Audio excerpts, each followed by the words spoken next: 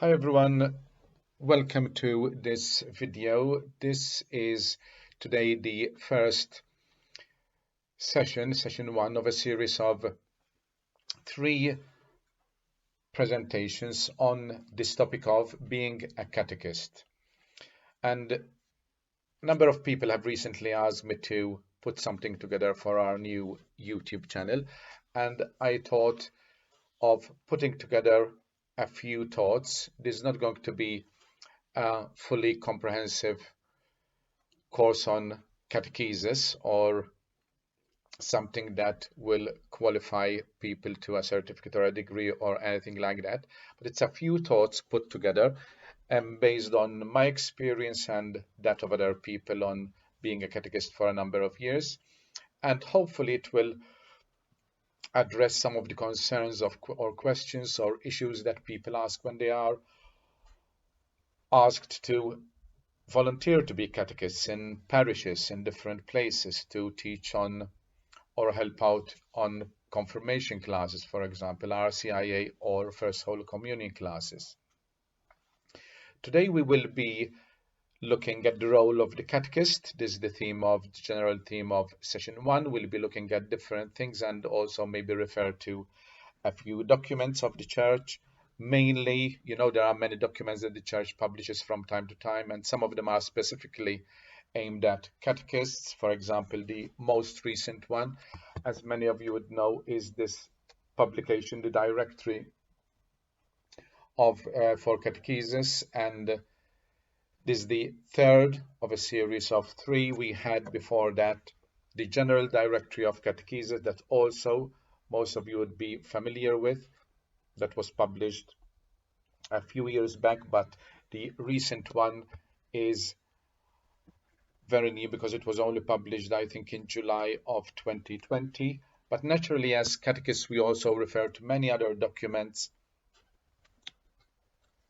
For example, the Catechism of the Catholic Church, and such a very important document, or other documents to go with it. For example, the Compendium, also published a little bit after the Catechism was published by the Church years ago now, but there are other similar publications. For example, this one aimed at the UCAT, aimed at young people, and there's nowadays they developed this, and there's a series of publications similar to this, all very important documents that it's good for a catechist to refer to have at hand and to refer to. Naturally, there are others that, if we go even further back, a very important document, for example, is this document by Pope John Paul II, right at the beginning of his pontificate, soon after he became Pope, I think in 1979, he issued this document on catechesis in our time, or in Latin catechesi tradendae, which is also a very important document that we will probably be referring to as well in these 3 sessions. But there are others similar to that. For example, this exhortation by Pope Paul VI with the Latin name Evangelii Nuntiandi, or evangelization in the modern world. Naturally, there's of course many other programs that are published for catechists in all the different dioceses across the world. But naturally, last but not least, is of course the Holy Scriptures, the Bible, that we often refer to, we have to refer to, because of course that's what we are talking about, that's what we are passing, the Word of God, that's what we are passing to those who come to our groups. In fact, just to make a start, I'd like to start today with our first session on this role of the catechist by sharing this quote from the second letter of Timothy, chapter 2, verse 2, easy quote to remember, but very important quote by St. Paul, who was also a catechist, a brave teacher, a missionary. So I have a lot to learn as catechists. I think we have a lot to learn from him.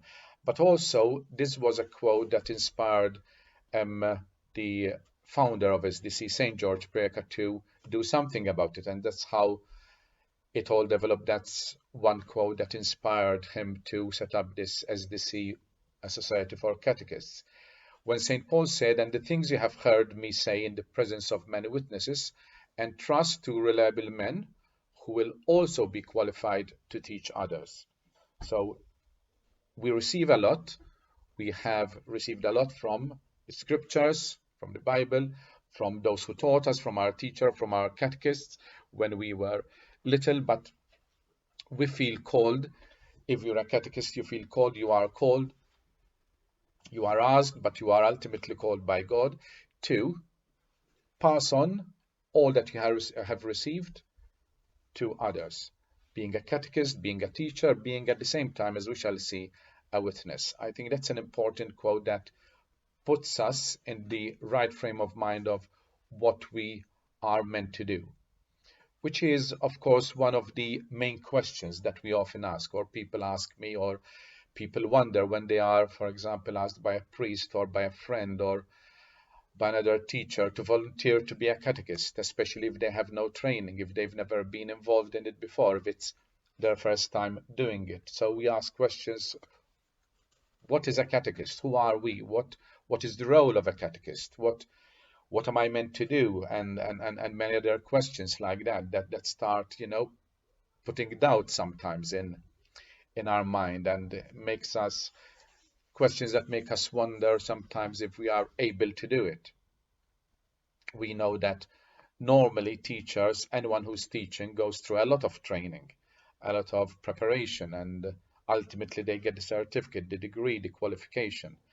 Many of us will find that many of us in parishes, many people, many catechists that we have in parishes have no formal qualification. So hopefully it's not a bad thing to ask questions, but training is crucial, I think, in having good catechists anywhere and for any course, whether it's catechesis for children or for grown-ups, little children, young people, and grown-ups. So these are going to be some thoughts that I'm going to put together in these 3 sessions, taken from experience or taken from these documents of the church, that I'd like to share with you, that hopefully will give us a little bit of a better understanding of what catechesis is, or at least address some of these questions and how best to go about it.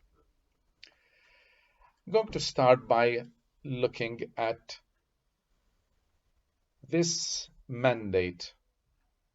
I think this should be the starting point for us to understand this mandate that Jesus gave to the church, to everyone in the church, to his apostles, but to everyone in the church.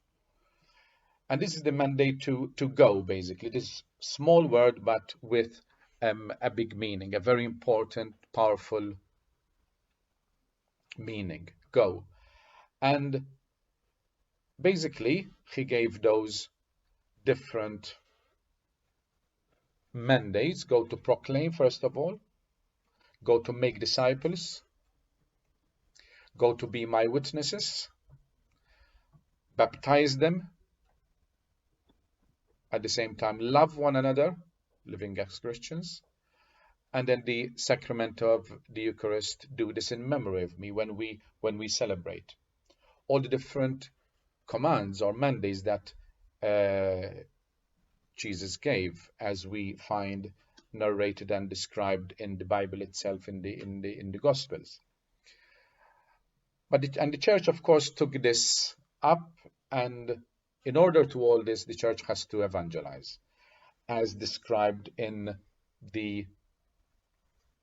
this important document, the Evangelii Nuntiandi, by Pope Paul VI, Evangelization in the Modern World. That's a little small quote at the top from this document. The church exists to evangelize. You can't imagine, and you can't have a church without evangelization. Evangelization in different ways, of different sorts, in different situations, in different countries, evangelization by different people, but it's this mission, it's this missionary spirit, this missionary mandate that we have been given or asked to do, called to do by Jesus, to go and be on a mission, to evangelize, to proclaim. And That's basically what a catechist is doing, what a catechist means to do, going out in the world and making sure we proclaim his word. After all, we are not proclaiming our word that we are making up or we read in a book, but it's the message of Jesus Christ, following his order, go to proclaim my message and make disciples. This evangelization, of course, has been the mission of the church since the beginning. It still is after 20 or 21 centuries, but as the new directory emphasizes now, it's a very complex mission. And the new directory that was recently published, in fact, dwells on this in quite some depth. And as it says, this evangelization and mission we are in today is in a new stage. Our times are complex and pervaded by profound changes that maybe some years ago, a few years ago, last century and before, no one ever thought about them. And mainly, of course, there's other phenomena that are marking the church, that are marking society and people in general, especially the arrival of the internet and how people are interacting with each other, not just physically in church like traditionally we always did, but in many other ways that are very new, relatively new: social media, meetings online, and other things and other changes that have, of course, and are bound to affect people, are bound to affect society. And there's a new challenge. The church knows that there's a new challenge. So even as catechists, we have to think and a little bit and say, how are we meant to proclaim the gospel, the message of Jesus, and follow the mission that he entrusted us in the gospel when he said and gave us those mandates, and he said, go. How are we going to do it in this changing world, in this complex environment? So the catechist, who is the catechist? The catechist is a normal person in a way, on the one hand. The catechist is a Christian who received a calling from God. We believe that, yes, we are asked by a priest most of the time, or another catechist, or someone who's leading a group to help out. But ultimately, we are taking part in the mission of the church of evangelizing. So there's a calling from God. We are meant to be people who accepted the faith, and now we are trying to help to transmit this faith, passing it on to others in different ways, because it could be the first catechesis, the missionary, the initiation for someone to enter the church, or it could be after that, following that, catechesis that supports people while they are in the church to strengthen their faith within the church, as we shall see a little bit later on.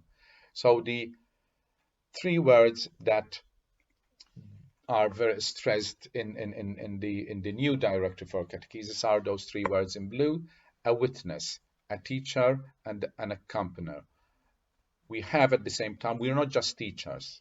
We are not teachers. We are teachers at the same time, and that's important dimension of it all. That's, of course, what we're doing. We are teaching, we are transmitting facts, we are explaining facts and explaining what we believe in, what we have in the Bible, what the church says. However, there's more to it than that. We're not just teaching a subject, full stop. We are being a witness as well while we teach. So what we teach, people are meant to see us living it, are meant to see us witnessing what we preach, as they say. But at the same time, accompanying them. We are this idea of being like a journey. It's not we are putting someone on a journey. We are walking with them. We are journeying with them. The role of the catechist: a witness, a teacher, and an accompanier, someone who accompany us along this journey. And that's why this is now from the previous Directory of Catechesis, the General Directory of Catechesis, to emphasize that basically the catechist is the most important thing, better than whatever else we use in our sessions, in our lessons. As a good teacher, you use, as we shall see and talk about in session 3 of this series, there's methodology, there's resources that we use, there's many things, there's computers, there's projectors, there's many other things. All of that is very important, but the most important thing is the catechist. No one can take the place of the person of the catechist. The catechist is looked at here as this mediator, in a way, between God and the person receiving catechesis, that child or young person or adult in the program you are helping out in.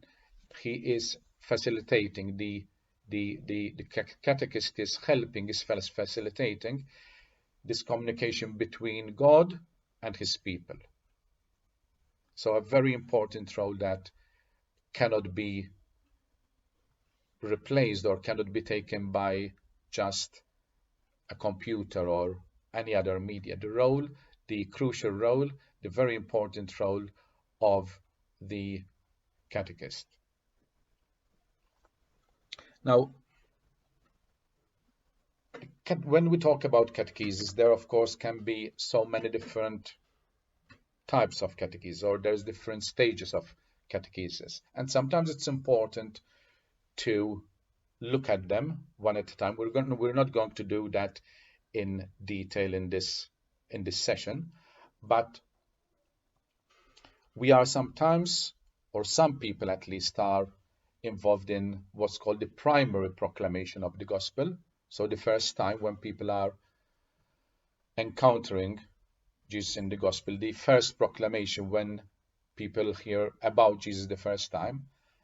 And then there's catechesis in the sense that it's not the first time, it's catechesis, it's teaching, it's witnessing for other people who have already heard of Jesus Christ, the Bible, God, and they're already maybe in some form of relationship with God because they're Christians or because they are baptized. But now we are moving into helping that person mature in their conversion, mature and grow in their faith, and be a part of the Christian community, which is of course another important, very important concept. And this is where most of us, although there are these different stages of catechesis or different forms of catechesis, this is where most of us probably, if you're working within a parish, you find yourself in catechesis, for example, that help people maturing because their faith, because they are preparing for the sacraments of communion or reconciliation when they are about 8 years old or so, or later on when they are going to receive confirmation, becoming grown-up Christians, receiving the gifts of the Holy Spirit, and so on.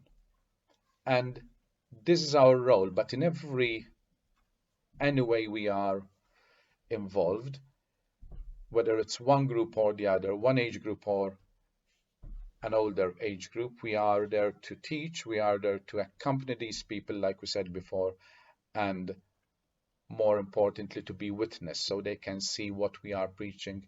It is something that can be lived. And catechesis is therefore so fundamental that there cannot be a church without it. It is not an option. It's not an optional extra. It's a basic and fundamental one to build a disciple. Without strong, well-structured, well-organized catechesis, there can't be good disciples that can develop their maturity, that can develop their faith, their relationship with Jesus Christ and be like him. So therefore, the importance that our catechesis is both comprehensive and systematic.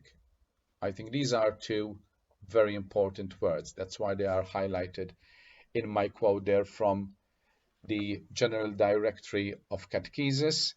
Our catechesis have to be comprehensive and systematic. Comprehensive, including everything. We don't just pick and choose a few points and then we're happy. We want to be comprehensive in teaching everything that's in this big treasure of the church, the knowledge in the Bible and the tradition and the teachings, the magisterium of the church, without leaving anything out of it. A comprehensive package, a comprehensive program that includes everything that a person needs to deepen their faith, but also doing this in a systematic way, in an organized way, in a step-by-step way, in an organized way. And therefore it cannot be reduced to the occasional session. It's not circumstantial. It's not just do it when we can or just do it every now and then, but our programs are meant to be comprehensive and systematic. When talking about catechists, all these documents of the church stress many other important points, of course, and I'm just going to choose one or two, but one of the big points that the church makes is about the parents. And often we find when we take part in these catechism programs for confirmation or Holy Communion or baptism and similar programs, for example, parents give the children or send their children, enroll their children, and they want them to come, to be trained, to be educated in the faith, to follow that program in order to then eventually make their first Holy Communion or confirmation. And that's of course all well and good, and that's what the parish is offering, what the church is offering. However, there's also this big point that these documents of the church stress, that parents are actually the first educators. They are the primary teachers of their children. And it's not a question of just delegating, the parents delegating their responsibility to the catechist. The catechist is there to help, yes, but it doesn't mean that parents have no responsibility. And in fact, this responsibility here is called as irreplaceable. The childhood religious awakening which takes place in the family is irreplaceable. You cannot change it. And you cannot just have the catechesis that children get when they go to the session in the parish hall or whatever they are doing it, but there has to be this family catechesis. And it's important to mention this to parents also when we meet them. This responsibility for catechesis that precedes, accompanies, and enriches everything that we do. We do a lot of work with the children, but that doesn't replace what should happen in the family. All this work by the parish, by the catechist, by the family, by the whole church, the catechist, the priest, the family, the bishop, and everyone involved in catechesis, means that the church is acting like a mother. And we know this beautiful metaphor as a mother. The church as a mother. It's looking at the church as a mother of mankind who has children, and because of course she's a mother, she wants to do the best for her children in terms of education and everything. And that quote or that little sentence or phrase at the end, through catechesis, she feeds her children, and we are part of that. We are part of this education or feeding that the church is giving to her children in order to fulfill the mandate that Jesus gave. Go and proclaim, go and make disciples, go and make new Christians, go and baptize people. I think I'm going to conclude those few reflections for today by using a reflection by Pope Francis that talks about one or 2 points that we mentioned, and it's something for us then to think about. And Pope Francis says, in the heart of the Catechist, there always lives the systolic-diastolic movement. It means union with Jesus and encounter with the other. If any one of these two movements is no longer beating, then you do not live. And it helps us, like we said, look at our mission as catechists, as people who, on the one hand, of course, we have to be in union with Jesus ourselves to be able to witness, but at the same time working with others, because we are leading sessions, because we are witnessing to them, because we are accompanying them on the journey. I think it's an interesting thought to look at it this way. A person, the catechist, as a person who is in union with Jesus, but also encountering with others, working with others, while at the same time being in union with Jesus. And at the same time, as we know, one of his first early phrases as a pope, the Pope invited us to go with Christ to the peripheries, and that's what we are doing.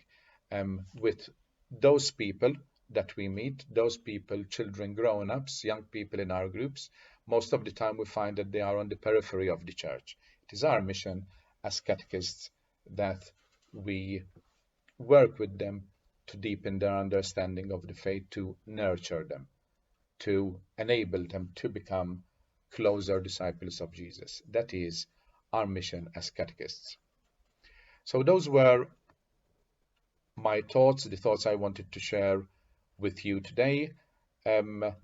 We will have 2 other sessions in the future. They'll be part of this series of three presentations. There are many other resources, of course, one can look at.